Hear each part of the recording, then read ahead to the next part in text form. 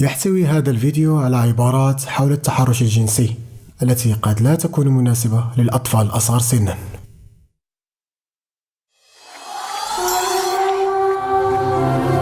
إعلام الفتاة العالمية يقدم المغاربة يكسرون حاجز الصمت ضد التحرش الجنسي.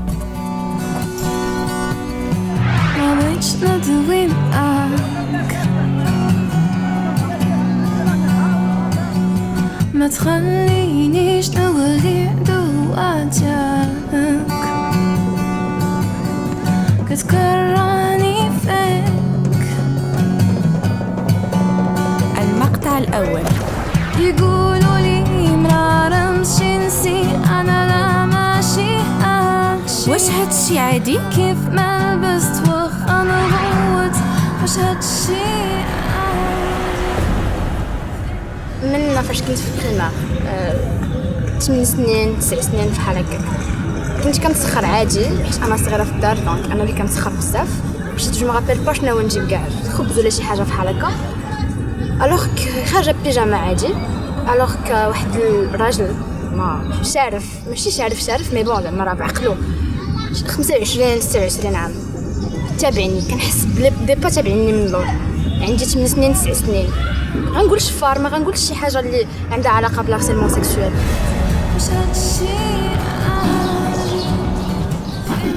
À partir de l'âge de 13-14 ans, parce que j'habitais un peu à côté de l'école et donc du coup je partais à pied.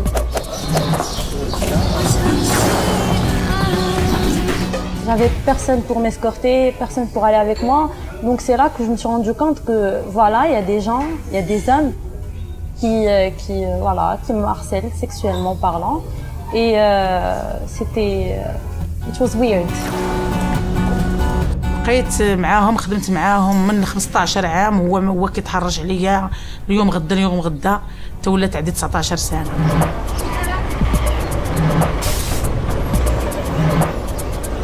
كاين العيال خدامين معنا كيتعرضوا كبار وصغار وكلشي كيتعرض، هاد الوزينه تاع الحوت كلشي كيتعرض للتحرش الجنسي. Quand tu es une enfant et puis d'un seul coup, il y a des gens qui te suivent et une fois tu regardes d'une manière bizarre ou bien tu te dis non, tu ripostes, ben ces gens-là, ils se mettent à t'insulter. بحال كاع البنات ديما كيكون لي زارسيلمون سيكسويل في الزنقه، يعني هذه واحد الحاجه طبيعيه عندنا في المجتمع. الحق كاين ديكا بعض المرات اللي كيبقاو لاصقين لك في الذهن ديالك، يعني ما كتنسايهمش. لا كأسرة ولا كأب ولا كرب بيت، لأنه يعني في لحظة من اللحظات غير كتبعد عليا أفراد ديال العائلة ديالي خصوصا البنات منهم كيتعرضوا لتحرش جنسي، وكنولي في موقف ديال تدخل، وربما تيكون داك التدخل لأنه واش هادشي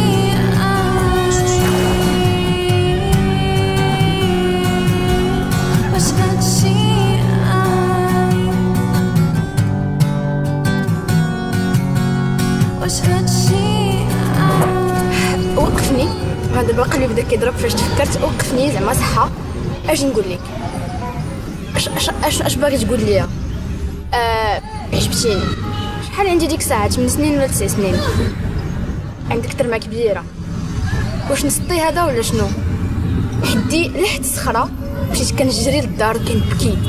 فدت دابا شي ان موا ولا 2 موا بحال هكاك، كنت باركه بخير في البركه ديال الطوبيس، كنتسنى الطوبيس وداكشي. وكان المهم في هذاك لا غير بيس كاينين الناس بزاف، باسكو كاين واحد السوق غير بلور وداكشي، دونك اللي داز شي حاجه كي نورمال، اللي داز كيلوح الهضره ان اتر هيومان دو سيكس ماسكولين، كيلوح الهضره ولا كيبقى يشوف وداكشي. انت سوا كدور وجهك سوا كتبقى تخنزر ولا المهم داكشي ولفناه. كان واحد الراجل بارك 4 ولا 5 متر حدايا وداكشي، شعرو شايب، لابس جلابه، عنده ديك العيبه على راسو داكشي، وشاد اون باكي وكياكل الفول وداكشي. وقال لي اجي بركي حدايا. انا ضحكت ومشيت بركت حداه حتىش قلت في راسي راه حتىش يفهم بروتيجي دي زارسيلمون دي دراغ وداكشي. عطاني شويه الفول اللي كان كياكلو. جي ميم با يو لو طون دو لي دير ميرسي على الفول وعلى لو جيست كي فيت. هو يقول لي غادي غير نحكو ما غاديش نخشي. قال لي بحال هكا كيشوف لي في عينيا. انا في الاول قلت له راني ما سمعتش. قلت لي نعم. قال لي غادي غير نحكو ما غاديش نخشي. كيشوف لي في عينيا بحال هكا وكيقولها ثاني. جيتي شوكين السطر ماشي قد بابا قد شدي. فين ما مشيت كتقتلني خصني نحشم ونسكت يقولوا لي ما رمزش نسيت انا لا ماشي هادشي. كنت انا واحد البنيته صاحبتي وعندي لام بي 3 كنسمع الموسيقى كوم دابيتود. هو يوقف عليا واحد الشنكر داليا لام بي 3 وداليا تو سكو جافي داكشي اللي كان عندي. ومن بعد جا بلوكاني مع الحيط وبدا كيقيس فيا وبدا كيبغي يبوسني وهذا.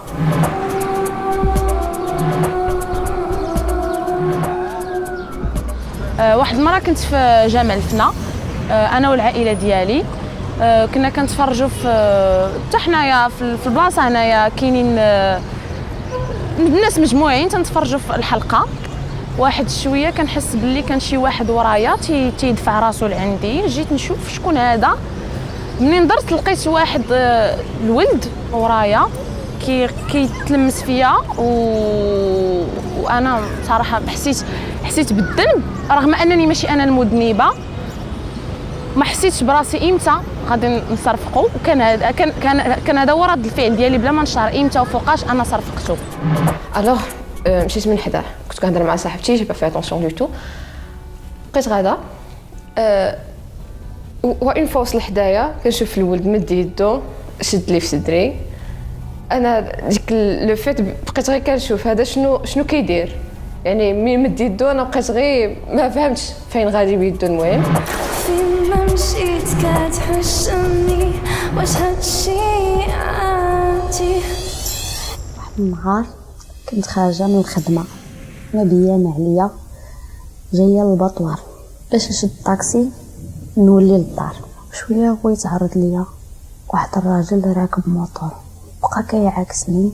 مي انا نخلته حيت قلت هذا غادي يمشي ولا اللي ما بقاش باغي كاع يبعد مني.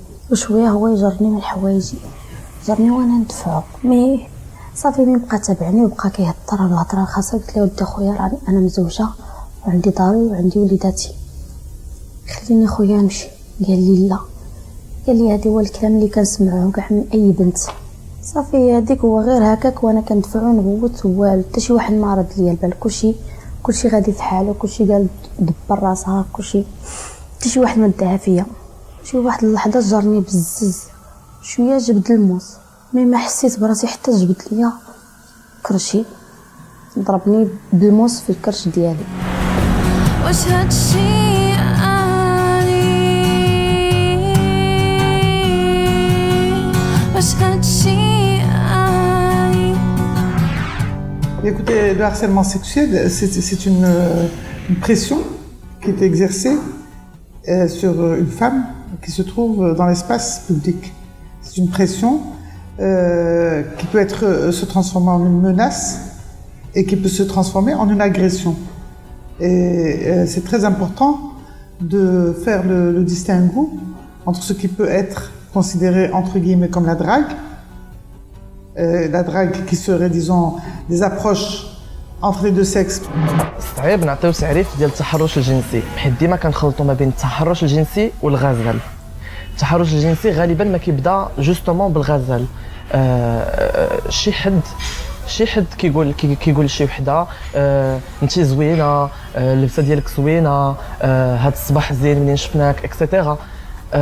يعني كيبدا بتعاليق بدي كومونتير زوينين. يقدر يبدا بدي كومونتير زوينين. الا تجاوبات البنت مع هاد لي كومونتير هادو يعني كاين لو كونسونطمون ديالها كاين التراضي كاين بالرضا ديالها. يعني هنا غزل هنا كيتسمى غزل ما كاين حتى شي حاجه خارجه على القانون ولا ما كاين حتى شي حاجه خايبه.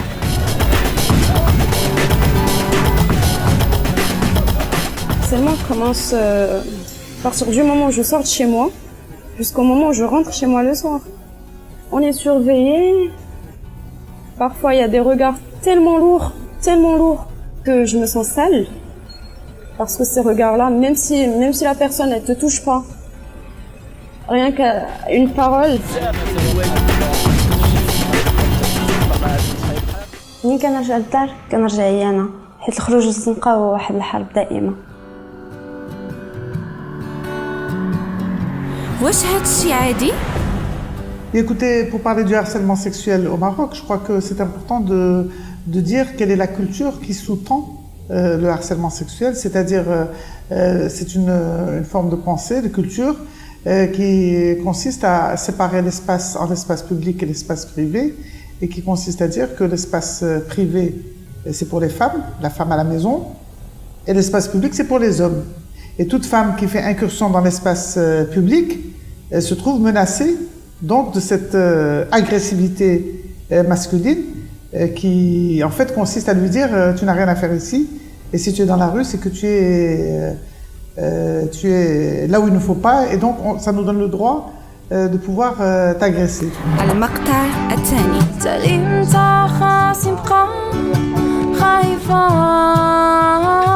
اجي ونهضروا على العادي.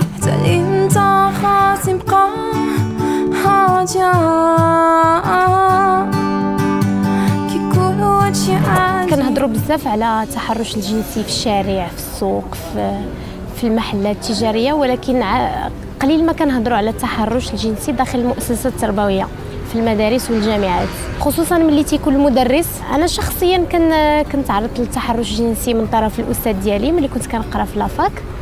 انا ملي بقى فيا الحال بزاف وتشوكيت، ما كنتش متوقعه انا هذاك الشيء يخرج من الاستاذ اللي يعني هو في مثابه الاب، مثابه الاخ الكبير.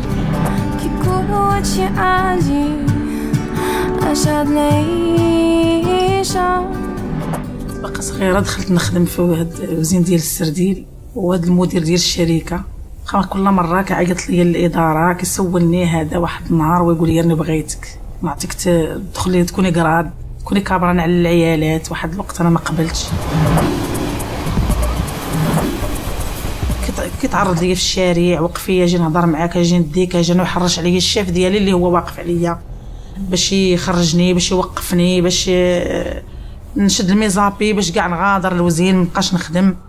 صافي انا بقيت هكاك، واخا كنشد الميزابي كنرجع نخدم، واخا كيعايرني كنبقى خدامه، واخا حتى لواحد الوقت وانا نتخاصم معاه.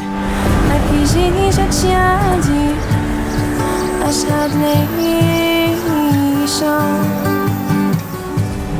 للاسف انه التحرر الجنسي انه ما تمش يعني التقنين ديالو هذه مده، لانه يلا حديثا تم التقنين ديالو في 2003 بصدور القانون اللي كيحدد العقوبه ديال التحرر الجنسي في القانون الجنائي.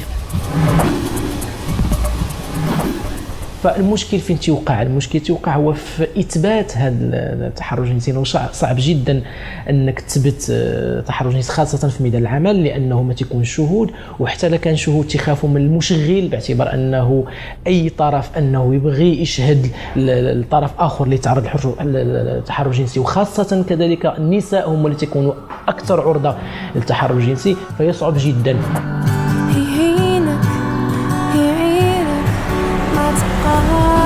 ساكتة يضربك يقيسك ما تبقاش ساكتين.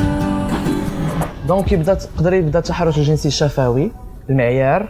علاش؟ حيت هي ما تجاوباتش معاه دونك غنعايرها، الوغ كو جوج دقائق قبل كان كيقول فيها هضره زوينه.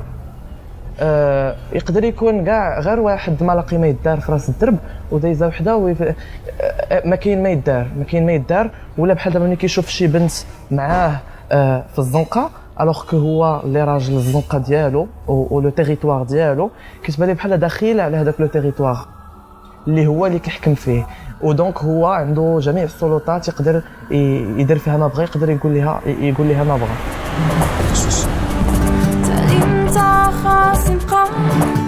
خايفة. للاسف انه في الشارع للاسف الان ما كاينش قانون اللي كينظم هذه العمليه، فالنساء والفتيات للاسف انهم كيتعرضوا للتحرش الجنسي اما بكلمات كتكون كلمات نابيه او بكلمات كتكون فيها استحسان ولكن كيتم يعني ازعاج الشخص، او كيتم حتى انه بعض المرات يكون حتى يعني لتوشمو يعني كيقدر يحط عليها يدو او هذه او جرها او غير ذلك. فكاين مجموعه من الانواع ديال التحرش الجنسي اللي كتعرض لها المراه، ولكن للاسف القانون ما كاينش قانون اللي تينظم هذه العمليه ديال هذا الفعل ديال التحرش الجنسي في الاماكن العموميه. واش هضري دابا شنو كتنتظر مني؟ انا كنقول انني كنت شونسوز. ماما ما سوتنيو هي وبابا وجلسوا وقالوا لي فوالا بنتي راه ديزورمي خصك تبداي تولفي على هذا الشيء في الزنقه، راه المجتمع عندنا اصلا كامل داير بحال هكا. قالوا لي ني تصبري يعني راه ما يا با دوطخ سوليسيون، المجتمع داير بحال هكا، راه تفاداي هذا الشيء وكوني انت بعقلك وفهمتي. كنقول ان لي فامي الاخرين ما كيسوتنيوش كاع البنات ديالهم، يعني ملي كتوقع لها شي حاجه بحال هكا كتقول لها صافي سيري كملي داكشي اللي كنتي كديري، راه ماشي شي حاجه صافي جا دوا معاك ضربك كاع ماشي مشكل. حنا في كارتي بوبولار يعني هادشي كاين ديما.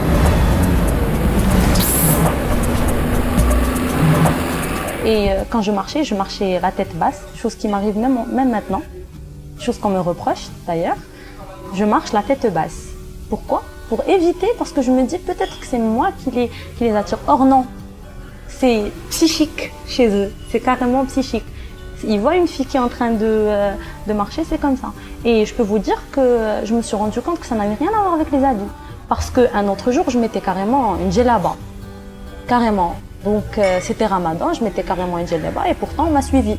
Donc c'est là que je me suis dit, non, ça n'a rien à voir avec les habits. C'est eux, c'est le psychique.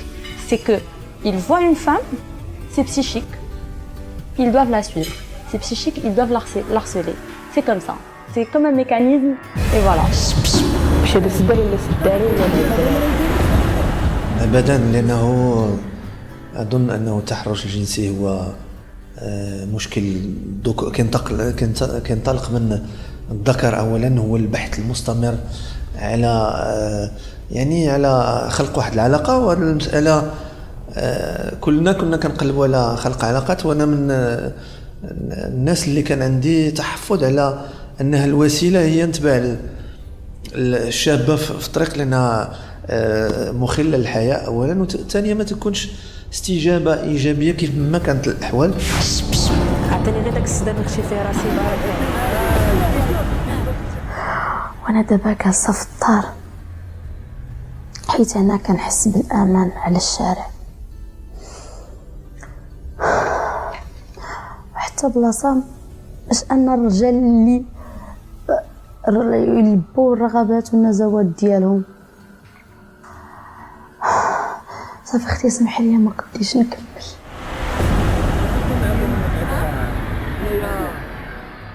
حسيت براسي الدناءة، حسيت براسي بحال حيوان، لان كتشوف بحال بنادم كيخرج فيك الغريزه بحال انت داك الشارع كتمشي فيه ما خصكيش تمشي فيه. يعني يجي بنادم اي واحد عنده الحق انه يقيس فيك، يدخلك في الخصوصيات ديالك. انا انسان كاع يوصل لداك النيفو انه يقيس لك ماشي في يدك ولا بالحق في يعني في شي بلاصه اللي حساسه عندك.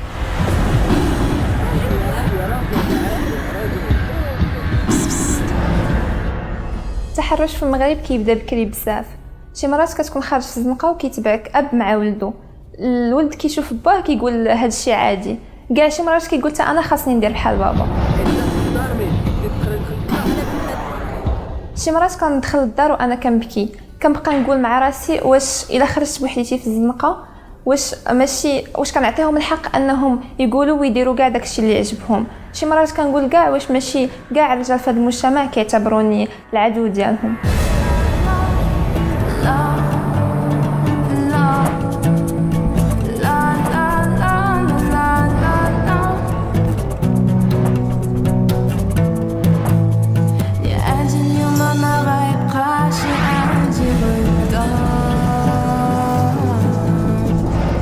À force, tu commences à maudire le fait que tu sois née femme dans une société machiste qui ne comprend pas que être une femme c'est bien plus qu'un simple sexe.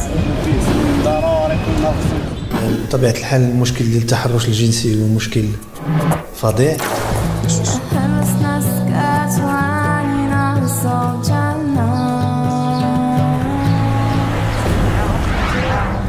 المقطع الثالث. هذا وقت العادل الجديد. يا دنيا ما غيبقاش عادي غدا إلا هرسنا سكات وعلينا صوت جنة. لا اما ديك القضيه ديال حنا كنتحرشوا، كاين شي دراري كيقول لك حنا كنتحرشوا حيت هما اللي كيجرونا، هما اللي ما عرفت شنو البنات كيلبسوا هكا وهكا. الوغ انا ما غريزه ما عرفت شنو سكس اوبوزي ما عرفتش داكشي، هادشي ما كاينش. Je pense que le harcèlement sexuel, c'est un fléau qui se propage essentiellement dans les pays arabes. Enfin, ça, c'est une impression. Parce que je pense que la base de ce fléau, c'est l'éducation. L'éducation qui n'aide pas les gens à être plus, comment dire, normal.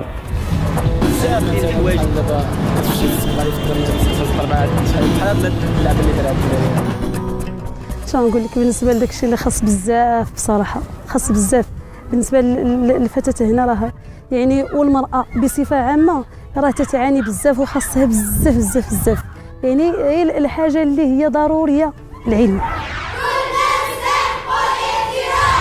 الوليدات ديالنا كيعانيو من التحرش الجنسي، الزوجات ديالنا كيعانيو من التحرش الجنسي، مواتنا كيعانيو من التحرش الجنسي. وفي مدينة أسفي فهو اتخذ أشكال جد قبيحة وخصنا نلقاو شي حل لهذا.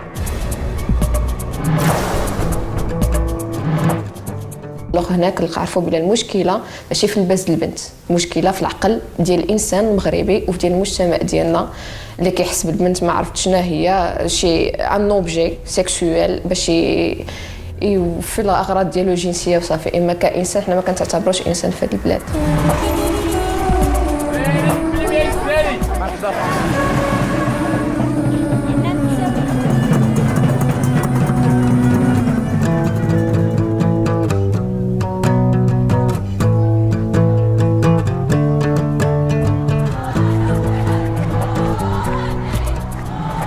Bien sûr, la famille est aussi un lieu de sensibilisation, un lieu d'explication. Or, la famille bien souvent se place dans le cadre de la culture dominante.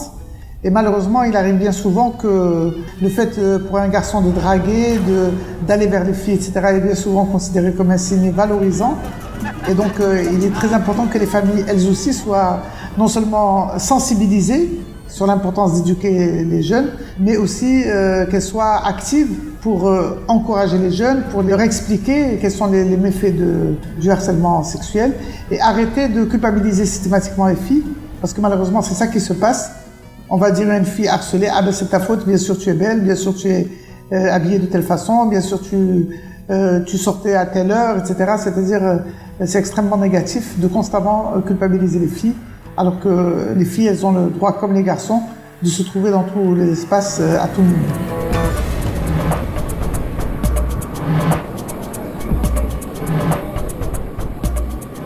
بالنسبه لهنا عطينا واحد المثال حول التحرش. داكشي اللي كيقولوا الدراري بس بس واش ما نتعرفوش وعطيني غير النمره عافاك اجي وقفي اجي بغيت نهضر معاك وهي تا والزوينه. هذا الشيء اللي كاين يعني. وبغيت نقدم واحد النصيحه للعيالات كاملين، يعني خصنا نتحدوا والتفاهم. واظن ان حتى التربيه الجنسيه نوع من الجواب على هذا السؤال، لانه الى ربينا الاطفال ديالنا منذ النعومه ديال الاظافر ديالهم على انه الانتماء الجنسي وانه راه الاختلاط فهو كاين، لانه بعض الخطرات ملي كنحرموا يعني التربيه الجنسيه ملي كتكون ما واخداش الطريق ديالها بالشكل المناسب والشكل الطبيعي كيوقعوا اختلالات.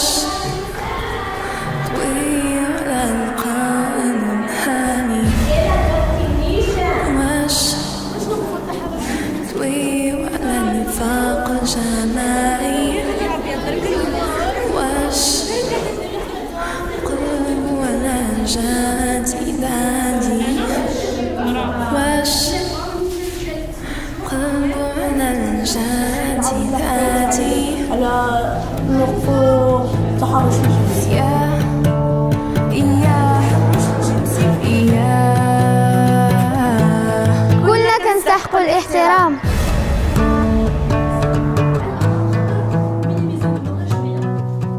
Il y en a qui vont jusqu'à dire que la présence même de la femme dans l'espace public constitue un harcèlement pour l'homme. Et tout ça, c'est des idéologies extrêmement graves qu'il faut dénoncer parce que l'éducation est très importante pour renforcer l'effet de la loi. Mais s'il n'y a pas de loi, c'est très difficile de faire la sensibilisation est importante, mais elle n'est pas suffisante, elle n'est pas suffisamment forte. Donc pour moi, c'est très important que cette sensibilisation soit menée aussi bien par les médias publics plus particulièrement, par l'école, par l'institution de l'école, par les enseignants, également par l'institution religieuse, parce que nous sommes un pays où la fréquentation des mosquées est parmi les plus élevées dans le monde. On a 8 millions de gens qui vont à la mosquée, d'après les chiffres que j'ai entendus chaque vendredi, et ce sont des occasions très importantes pour sensibiliser contre la violence à l'égard des femmes et le harcèlement sexuel en particulier. Quand on voit qu'il y a encore le principe de hchouma, l'Aïb ou l'Ar, qu'il ne faut pas aller témoigner parce qu'on risque de prendre ce qu'on n'est pas, ou parce qu'on risque d'être dans une situation où les rôles vont être changés. Je pense qu'il faut briser le silence. Il faut briser le silence. Il faut briser le silence. Écoutez, l'éducation, oui, mais l'éducation, elle se fait à travers différents instruments. Et on pourrait citer en premier l'instrument de la loi. C'est-à-dire aujourd'hui, il y a un vide juridique concernant le harcèlement sexuel dans la rue. لأن التحرش الجنسي هو استعمال الذات الإجباري ولحقاش ما كانش عندنا نظام في المؤسسات التربويه اللي كيحمي الطالبات والاستاذات كذلك. يعني هذا نداء تنوجهه للناس اللي معنيين بالامر انهم خصهم يكريو واحد النظام اللي يحمي الطلبات ديالهم من هذا النوع من التحرشات الجنسيه داخل المؤسسات التعليميه.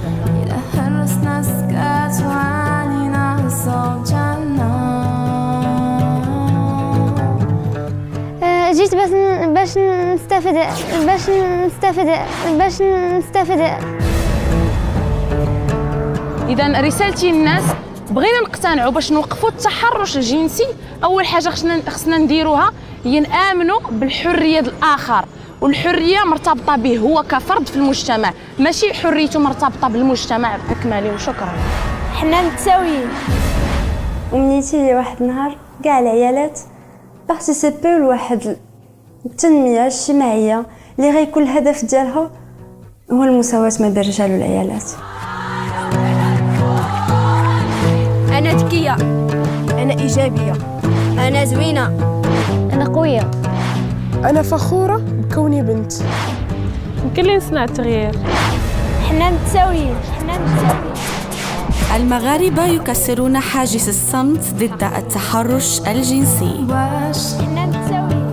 بقاو ساكتين عليها لا تنسانيها. واش بغيتي تماثل العقليات وخاطر؟ واش بقاو ساكتين يقولونا هادشي عادي؟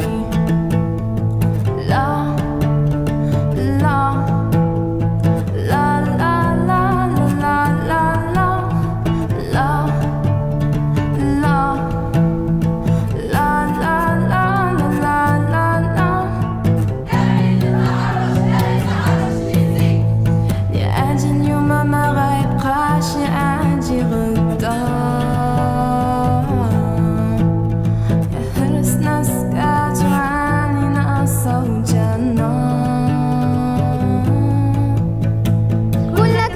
الاحترام. واش طوي وانا القانون حي؟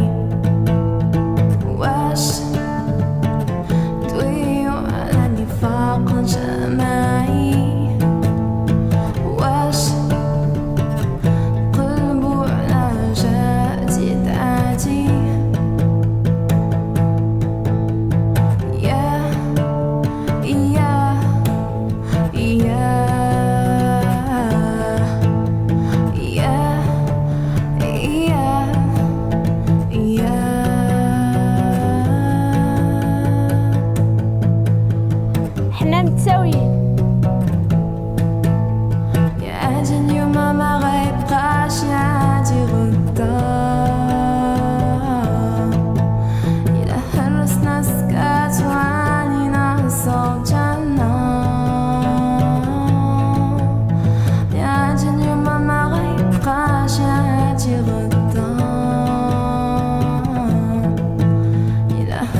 Las 4 anni nascono